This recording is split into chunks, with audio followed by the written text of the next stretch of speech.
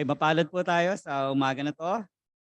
Ang ating tagapagsalita ay, matured na mananampalataya, matured na rin sa edad. At salamat sa Panginoon dahil, sa kanyang, paglilingkod ay nakita natin talaga na, um, yung talagang ano 'no, seriousness sa kanyang buhay at, ginamit din siya sa Panginoon sa mga iba't ibang, aspeto ng ating, dito sa ating iglesia. Before naging, presidente rin siya ng young people at, sa mga couples ganyan, sa singles at, ngayon ay, isang karangalan na isang kagalakan din na makita natin siya na isa ng, one of the elders ng ating, church 'no, sa PBCM. And also is, talagang ano, very close din kami niyan since nung start kami ng, sa young people during the time ano. So talagang, from dun start yung aming, bonding ganyan at, 'pag nagkakaroon kami ng mga yung mga pag-uusap, mahabang pag-uusap patungkol sa mga gawain ng young people, gawain ng singles, gawain ng couples, ganyan ano.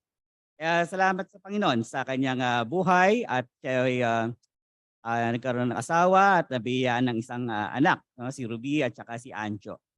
So tawagin natin sa harapan ang ating, co-elder na si Elder Homer Almodiente.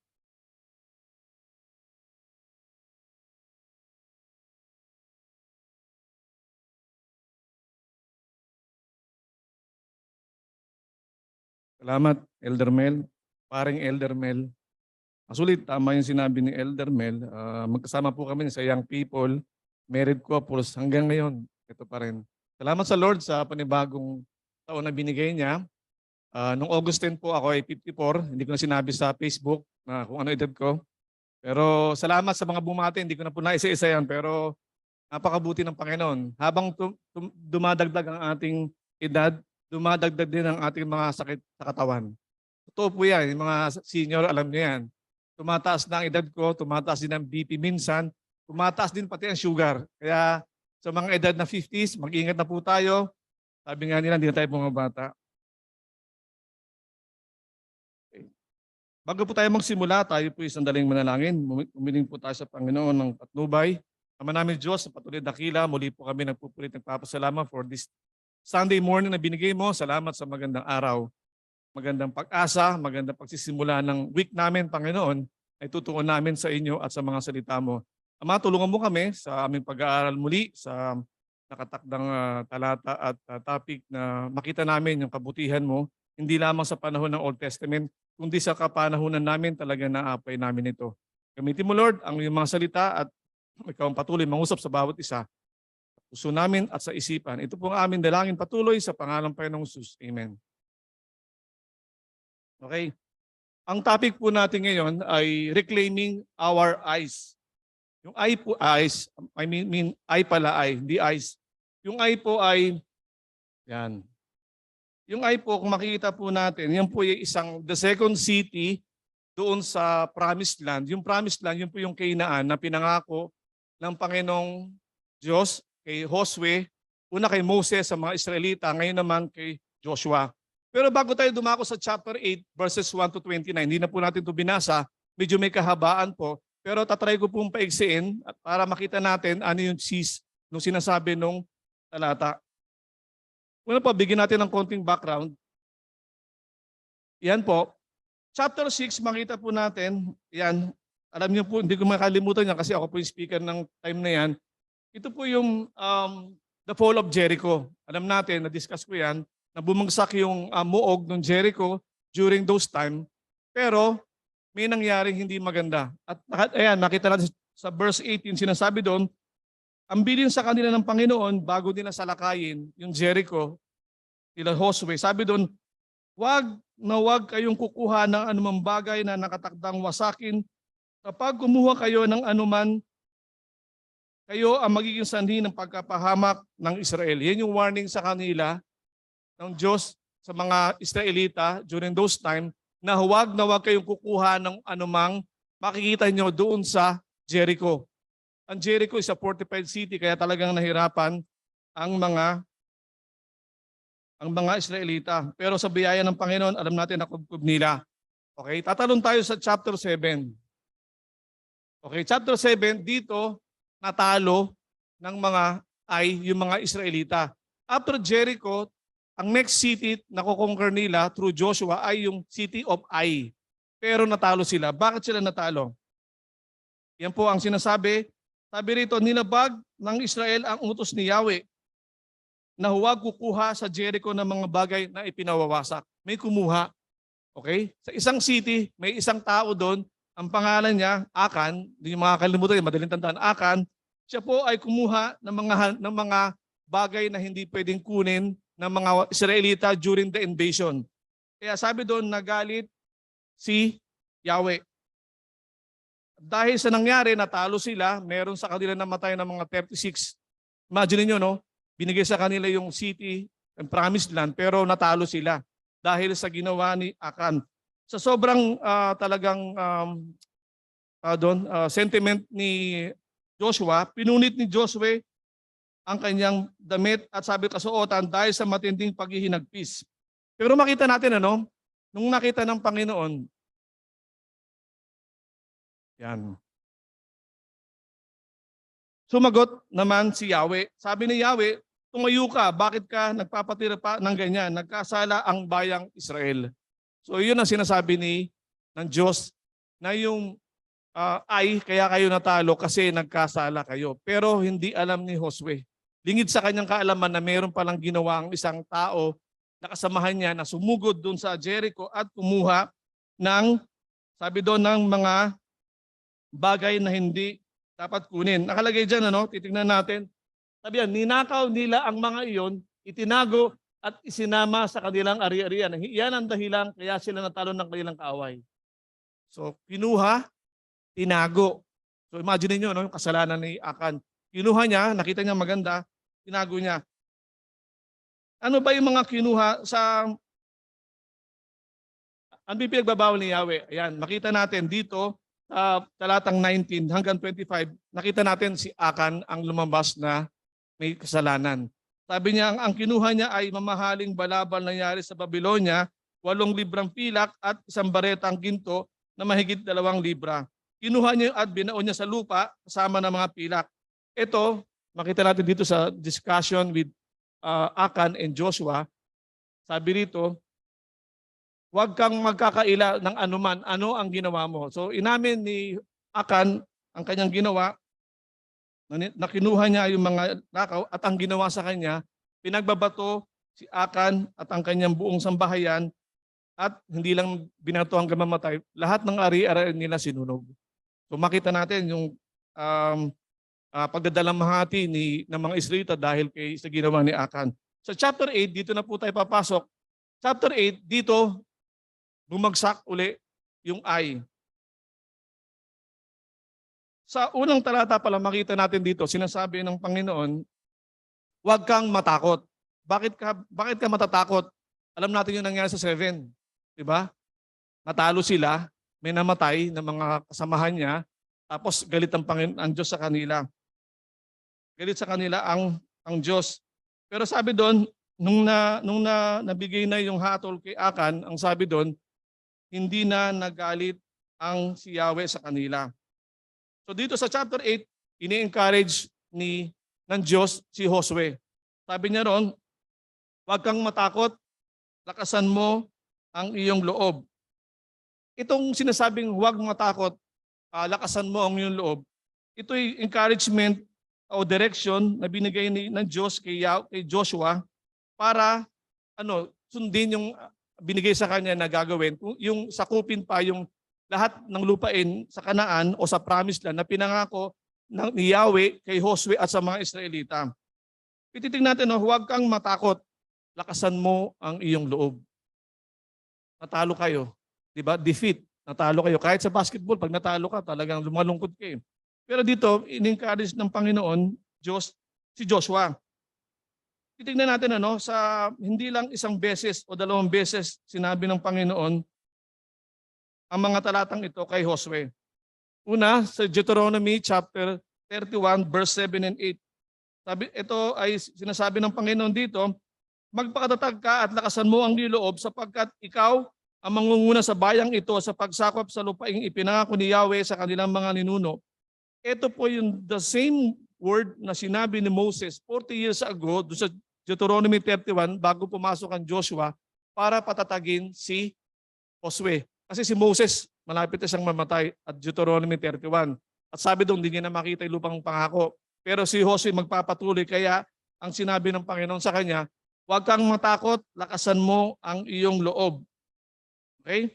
Sa 31 niya, sa Joshua chapter 9, binanggit uli yan ng Panginoon sa kanya. Sabi rito, magpakatatag ka at lakasan mo ang iyong loob. Huwag kang matatakot, umawalan ng pag-asa sapagkat akong si Yahweh na iyong Diyos ay kasama mo saan ka man magpunta. All throughout the life of Joshua, mayroon pa susunod dyan sa Joshua chapter 10, laging binabanggit ng Panginoon ang encouragement word na huwag kang matakot, lakasan mo ang iyong loob. Laging binabanggit yan. Dito pinapakita sa atin ng Panginoon yung the God, ang Diyos natin is a God of comfort. Ang Diyos natin ay Diyos ng kapahingahan. He comfort us with His word. Sinabi niya doon, huwag kang matakot, magpalakas ka. Ano yung mga encourage word ng Panginoon sa kanya? Ito ay sa verse 1 hanggang 2. Lagi yan, kahit sa chapter 6, nung masasakupin nila ang Jericho, sinabi rin sa kanila ng Panginoon kay Josue, ganun din, magpakatatag ka, sundin mo ang aking mga utos. Dito, verse 1 and 2, yung makita natin dito yung plans of victory. Habang ang Diyos nagsasalita, dapat ang mga tao nakikinig. Yun lang talagang gagawin mo. When someone speaks, you listen. Yun na naman talaga. So ano yung instruction ng Panginoon? Una-una, sabi rito, tipunin mo ang lahat mong kawal. Okay? Pinapakita rito na yung sabi ng Diyos sa kanya, kay Joshua, ay lahat ng tao, lahat ng fighting men of Israel, sasama mo. Bakit ito nangyari? Kasi sa 7, tandaan nyo lagi na, si Joshua, bago lumusob sa isang city, nagpapadala siya ng espiya o mga tao para i-check yung city. Sa Jericho, ginawa niya yan. Diba? May dalawang espiya pumunta, si Rahab, the harlot, siya yung nag-anya, nag-invite sa bahay niya na matulog. Pangalawa, sa 7, ganun din ang ginawa ni Josue. Pinapunta niya yung mga tao para tiktikan yung ay. Ang sabi doon, ang sabi ng mga tao sa kanya, mabasa yung chapter 7, sabi doon, 3,000 lang, kaya na natin yung ay. Konti lang sila, kayang-kaya natin. So makita natin dito, kaya sila natalo. Number 1, they underestimate the enemy. Kaya natin, konti lang sila. 3,000 pwede na yan, wag na natin isama lahat. Okay? Tapos ikalawa, kaya sila natalo, the main culprit si Akan. Sabi ng Diyos, matatalo kayo, hindi kayo mananalo kahit anong gawin nyo. Okay? Sabi ng ang instruction ng Panginoong Diyos kay Joshua, tipunin mo ang lahat ng kawal. So organize mo uli. Number 2, ano gagawin mo? Gagawin nyo sa ay ang ginawa nyo sa Jericho. So, ibig sabihin, pag binasa natin ito, sa English napakaganda na sinasabi, just as with Jericho. Kung ano yung ginawa nyo sa Jericho, natalo nyo, matatalo nyo na yan. So dito pinapromise ng Panginoon sa kanila, kung saan sila natalo, sa ay mananalo din kayo dyan. Mananalo kayo. Makita natin dito, yung Jericho, nangyari yon by the power of God. Sinasabi ko yan, nung naalala nyo, yung wall niya, 3 to 4 floors yung taas. Kahit bulldozer, hindi kaya ng isang bagsak yon. Pero sa biyaya ng Diyos, sa kapangyarihan niya, bumagsak yung muog na yun at napasok nila. Okay? So number 1, sabi kanina, tipunin ang lahat, gagawin nyo sa ay ang ginawa nyo sa Jericho. It's a promise of victory para kay Josue. Sumunod, sabi daw, ngunit maaari ninyong kunin ang kanilang mga alagang hayop at mga ari-arian. Okay? So dito sa Joshua, chapter 2, sinabi ng Panginoon sa kanila, lahat ng hayop pwede nyo nang kunin. So imagine niyo, no? Sa Jericho, chapter 6, hindi yan sinabi ng Panginoon. Di ba? Ang warning sa kanila, wag na wag niyong kukunin ang anuman nandoon sa Jericho. Pero sa ay, sinabi ng Diyos, maaari niyong kunin. If only naisip ni Akan, wag ko munang kunin. Kasi imagine niyo, no, invasion. Ang mga tao tumatakbo. pero yung mga ari-arian nila, kalat-kalat lang. Sumuko mo ng TV, kuha ka. Kung may TV nung araw. Pero dito, nakita natin, kung napigilan lamang ni Aka ng kanyang sakim at makasariling pagnanasa at sinunod ang salita ng Diyos sa Jericho, ay sa bandang huli, nanaisin niyang buong puso at ang pagpapala rin ng Diyos. Kung sana lang sinunod ni Aka na, ay hindi ko muna kukunin to. Baka mayroong right time para bigyan ako ng Diyos. Pero ang ginawa niya, inunahan niya ang Diyos. So nangyari, namatay siya, ang kanyang buong angkan at ang kanyang mga ari-arian. So makita natin do how easy it is for the Lord na ibigay sa atin yung mga bagay na yan. At ang huli, sabi rito, maghanda kayo at sasalakayin nyo ang lungsod buhat sa likuran. Ito'y isang strategy. Sa Jericho, hindi niya ginawa to. Piniikot lang niya yung mga tao for 6 days. On the 7th day, 7 na ikot, hanggang sisigaw sila, babagsak yung muog. Ganon. Pero dito sa Ai, hindi na. Talagang man-to-man combat. Lalaban talaga sila. Ang sabi dito, ready the army, go and attack. So dito makita natin, ito yung binabanggit ni Yahweh kay Joshua. So ito yung gagawin mo. So dito ang isang rule, isang pinakamaganda dito is listen. Pakinggan natin sinasabi ng Diyos kung ano yung gagawin niya. Obedience dito yung pinakasusi at alam natin if we follow the Lord, true enough talagang mangyayari ang tagumpay. Ano ba yung battle plan dito? Number 1, ito yung battle plan niya. Verse 3 to 8 yung briefing, yung sinabi ko kanina. Ang gagamitin ni Joshua ay 30,000 na mga soldiers niya. Sabi doon, yun nga, meron silang setup. Sasalakay sila sa harapan, sa front and sa north. Tapos mayroong backup sa west, sa kanluran. Tapos sasalakay nila, sabi rito, kapag hinabol kami ng mga tagalunsod, aatras kami gaya ng ginawa natin noong nakaraan. Akalain nilang natakot kami tulad nung una, kaya habulin na kami. Lalabas naman kayo. Mamaya meron akong plan, papakita ko sa inyo. Pero just to passing by para makita natin na dito yung briefing sa mga army, sa mga soldier, bago mag-operation niya, may briefing yan. Anong gagawin natin? Sino ang aatake? Sino yung magbaback up? Sino yung reinforcement? Mga ganyan. So meron silang briefing. So dito sa briefing na to, kailangan sundin mo lahat sa sabihin ng inyong boss o yung mga higher authority. Sa atin, sa case natin, ang Panginoon, ang Diyos. So sabi rito, sundin nyo lahat yan. So makita to, obedience is very important. 9 to 13, formation. Sabi rito, verse 9, pinalabas sila ni Josue at sila nagtago sa isang takong likuran ng Ai sa pagitan ng Bethel. So doon nagtago sila at nagkampo. 14 to 17, the execution. Ito na yung lulusob sila. Paglabas ng mga Ai, lulusob sila at mamaya makita ko yung mapa para makita natin. Basta 30,000 ang gagamitin ni Josue at ang plano ay ambush. Okay? Ano sabihin ng ambush? Dumadaan ang mga sundalo, may mga nakatagong kalaban. Yun na, hindi nila alam andun pala yung kalaban. Okay? So the briefing, the execution at 18 to 29, ito yung completion. Yan. Yan ang gusto kong pakinggan natin. Ito po yung plano. Okay? So ito yung I. Okay, I. Yan yung city. Okay? Katabi niya, dito sa kabila, hindi na nagkasya yung Bethel. Okay? Dalawang lugar yan. Dito sa taas natin, ito yung kampo. Andiyan yung 30,000 na soldiers ni Josue. Sabi doon, 5,000 ni-reserve niya as ambush. Pupunta sila rito. Sa bandang west, kanluran ng Ai. So backup yan. Bababa si Josue sa may kapatagan, malapit sa Ai. So pag nakita sila ng hari ng Ai, lulusubin sila, mag-aaway sila sa Jordan. Ang gagawin ni Josue, ang setup niya, magre-retreat sila. Kunwari, magre-retreat sila. Tatakbo sila ngayon, papunta ng Ilang.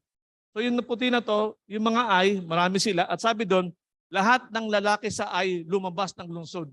Ibig sabihin, open na yung city. Wala nang lalaban sa kanila. So ang ginawa ng Ai, hinabol nila sila Josue, papunta sa Ilang. Okay? Ngayon, dahil tumakbo na sila, so nag-signal na si Yahweh kay Josue, lusubin nyo na. So ang ginawa ng backup na 5,000, nilusog nila yung Ai, sinunog nila yung city. So habang nasusunog yan, definitely may usok, di ba? Pag may sunog, may usok. So nung nakita ng mga taga-Ai, teka, nasusunog na yung ano natin, city. Babalik ngayon tayo. Hindi na sila bumalik kasi hinahabol nila sila, Josue. Ngayon ang gagawin nitong mga backup, sinunog nila, pinatay nila yung iba.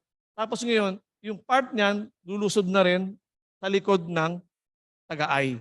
So makita natin dito, hindi na sila makabalik ng mga taga-ay dahil andyan, si Josue nung umuusok na, instead na mag-retreat sila, ngayon umatake na sila. Umatake si Josue, umatake yung backup, tapos ang gera. Panalo ang laban. Talo ang ubo, panalo ang kaso. Parang ganun. So ganun nangyari. So imagine niyo, no, strategy talagang ang galing. 'Di ba? Ambush yung tawag nila diyan. Ambush yung ginawa ng Panginoon sa kanila. Now, ito yung application. May mga tanong ako rito, nais kung isipin natin ano. Number 1, ano ang saloobin ng Diyos sa kabiguan ni Josue na makikita sa talatang 8 hanggang 2? Sagot ko diyan, huwag kang matakot. Yun ang sinasabi ng Diyos sa kanya. Di ba? Bakit ka matatakot? Matalo na nga ako, lalaban uli ako. Definitely, kailangan mag-ipon muna ako ng enough armory, enough soldiers para labanan sila. Okay? So, don't be afraid, huwag kang matakot. Kahit tayo naman sa buhay natin mga Kristiyano, lagi tayo may failure. Di ba? May fear of failure tayo. And we have to admit na minsan yung mga losses na yon ay galing din sa ating sariling kasalanan. Okay? Kung iniisip natin na iba ang pakikitungo sa atin ng Diyos dahil sa kabiguan ng ating mga nakaraan, kahit na aminin natin, nagkakamali tayo. So isipin natin lagi, kung nagkamali tayo in the past, nagkasala tayo sa Panginoon, di ba? Imposible hindi tayo patawarin ng Diyos. Sinasabi lang ng kaawayan na, hindi ka na makakaahon dyan, dyan ka na, hindi ka na mababaon. So yung mga fears at saka mga doubt na dumarating sa ating isipan, ginagawa ng kaaway para sabihin niya na hindi ka na patatawarin ng Diyos sa laki ng kasalanan ng ginawa mo. Kagaya ng ginawa ni Joshua, di ba? Meron din silang fear of failure. Kaya sa chapter 8, unang-una pa lang sinabi ng Panginoon, huwag ka matakot. Lakasan mo yung loob kasi marami ka pang gagawin sa akin. Number 2, paano sinunod ni Joshua ng mga Israelita ang Panginoon? Sagot, listen to God for instruction. Natakot ka, ano gagawin mo? E di pakinggan mo sinasabi ng Diyos. Pay attention to what God would have you do. Do what the Lord wants you to do. Number 3, bakit mahalaga ang pagpapatawad sa pagbangon mula sa pagkatalo? Natalo sila dahil may nagkasala. Pero paano sila bumangon? Paano sila bumangon? Di ba? Yan, ang isang katibayan. Our God is a God of comfort. Ang ating Diyos ay Diyos ng kapahingahan. Okay? Kailangan maging wise tayo na malaman natin ano yung sinasabi ng Diyos sa atin para maging bukas yung puso natin sa mga bagay na gusto niya ipagawa sa atin. Maaring yung kasalanan ang pumipigil para makagawa ang Diyos. Pero alisin natin to. Hindi yan maganda. Number 4, bakit sila nabigo sa unang pagkakataon sa chapter 7? Bakit sila nabigo? Number 1, kasalanan ni Akan. Si Akan ang may kasalanan. Siya ang promotor. Pero bakit sila nagtagumpay sa second chapter 8? Because they have obeyed the Lord. And there is victory in obedience. So yung pag-recover ng mga Israelita sa pagkatalo, hindi magiging madali. Ganoon din naman sa atin. Kung tayo namumuhay ng may mga kasalanan, hindi rin tayo magiging mabuting follower ng Panginoon. Kaya yung nangyari kay Akan, pinapakita ron yung saloobin ng Diyos sa kasalanan. Di ba sabi niya, hindi kayo mananalo, matatalo kayo kasi may ginawa kayong kasalanan. So imagine niyo, no, hindi alam ni Josue, pero alam ng Diyos. At nakikita ng Diyos kung sino nagkasala. Kung babasahin yung chapter 7, sabi ng Diyos kay Josue, bukas, lahat ng Israelita, paharapin ko. Lahat, per tribo, per pamilya, paharapin mo sa akin. Isa-isa yan. So alam ng Diyos kung sino yung nagkasala. At nakita niya si Akan yun. Sabi dito, mag-ingat po tayo sa mga natatago nating kasalanan. Sa halip na ipagtapat ito. So meron tayong sin na tinatago, wag natin itago yan. Sabi nga, isimulat na natin. Ganyan yung nangyari kay Akan. Kung sana lang sinabi niya na mas maaga na, Josue, medyo ang ganda nito kaya tinago ko. Pero hindi nangyari yon, di ba? Kaya anong nangyari? Lahat ng kanyang angkan, lahat ng property niya, sinunog at pinatay sila. At sabi doon, wag hinintay pa niya na malantad siya. Kasi alam ng Diyos kung sino yung nagkakasala. So true forgiveness of our sin is to trust God. Sabi dito, there is no sin that cannot be forgiven. Walang kasalanan hindi pwedeng patawarin ng Diyos. Tandaan po natin yan. Walang kasalanan na hindi pwedeng patawarin ng Diyos. 1 John 1:9. Subalit kung ipinapahayag natin ang ating mga kasalanan, we confess our sin, patatawarin tayo ng Diyos sa mga ito at lilinisin. Pinatawad, nilinis. So bagong tao, bagong mananampalataya, bagong kasuotan, sapagkat siya ay tapat at matuwid. Yun naman lagi siningi sa atin ng Panginoon Purutin niyo yung sarili niyo. Pag umarayan, tao pa kayo. Pag hindi, patay na kayo. Pero ang kasalanan dapat patay na sa atin Hindi na yan maglalaro sa ating isipan. Mawawala na yan. Pero kung maninindigan tayo, at nakita natin dito yung pag-asa ng 1 John 1:9, sabi niya rito, kung ipinapahayag natin. Diba? Si Akan, pinahayag niya ba? Hindi. Pero na-dealt na siya ng Panginoon, kaya wala nang urungan. After na ma-dealt siya ng Panginoon, judgment na, parusa na agad. Okay? Sa pagtatapos, makita natin yung nangyari kay Israel, they lose the battle. Ganoon din naman tayo Minsan we lose our battle sa kasalanan. Hindi ko alam kung ano ang pinagdadaanan natin ng bawat isa sa atin, pero isa lang ang nakikita natin sa ating pinag-aralan ngayon is that you can win the victory. So pinapakita sa atin dito ng Panginoon, ito yung nais kong tingnan natin, ang tatlong katanungan. Ilang beses na tayong natalo sa laban ng kasalanan? Self-exam. Hindi ko tatanong kung sino yun Basta isipin nyo na lang, ilang beses na ba tayo natalo ng kasalanan? Lagi ba tayo natatalo? Lagi ba tayo nananalo? Or break even lang? Tatlong kasalanan, tatlong panalo. Ilang beses na ba tayong natalo ng pagnanasa nitong old self natin na hindi nagbabawal sa atin? So ilang beses na ba tayo nanalo? Natalo pala. Nung ating old sinful nature. Number 3 question, ilang beses na tayong bumagsak at iniisip kung babalik pa tayo sa dati? How many times natin naiisip na, Lord, malaki na yung nagawa akong kasalanan. It seems hindi na makakabalik. Hindi na makakabalik. Pero notice yung ginawa at sinabi ng Diyos kay Josue. Sabi niya rito, huwag kang matakot. Ibibigay ko sa iyo ang tagumpay. Ito yung nakita kong sinasabi ng Panginoon sa atin doon sa mga tao na bumagsak sa kasalanan, natalo ng kasalanan. Ito yung pag-asa natin. Huwag tayong matakot. Ibinibigay ko sa iyo ang tagumpay. Isang pagpapala na malaman natin na tayong mga Kristiyano, hindi natin kailangan mabuhay sa pagkatalo sa kasalanan. We are more than conquerors. We are more victorious. Okay? Isipin natin na isang pagpapala din na malaman natin na hindi tayo alipin ng kasalanan. Diba? Slave to sin before. Ngayon hindi na kasi sabi nga ni Ate Rhea kanina, Kristiyano na ako 2018. So hindi na ako alipin yan. Ito, Romans 6:14 sabi rito, sapagkat hindi na dapat maghari sa inyo ang kasalanan dahil kayo wala na sa ilalim ng katusan, kundi nasa ilalim ng kagandahang loob ng Diyos. Ito yung grace na binigay sa atin ng Diyos. Kaya yung kasalanan, hindi na yung maghahari. Kung naghahari pa yan sa atin, isipan natin. Let's confess and humingi tayo ng kapatawaran sa Panginoon kasi patatawarin talaga tayo ng Diyos. At sabi dito, magpasalamat tayo sa Diyos na nagbibigay sa atin ng tagumpay sa pamamagitan ng ating Panginoong Hesus.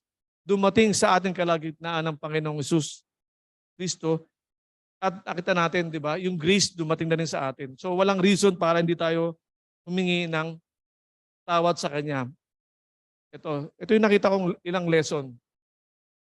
Ang pagsunod, susundan ng tagumpay. If you obey, there's victory.